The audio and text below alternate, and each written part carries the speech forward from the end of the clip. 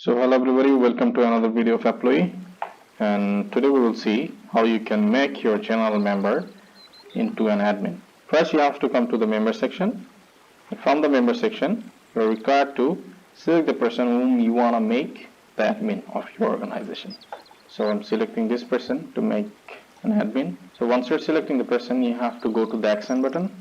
From the action button you have to select edit member, and then simply you will see the role options here. You have to select admin.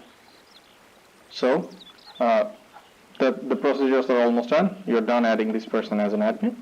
Now simply just you have to go back and check whether this person has been added as admin or not.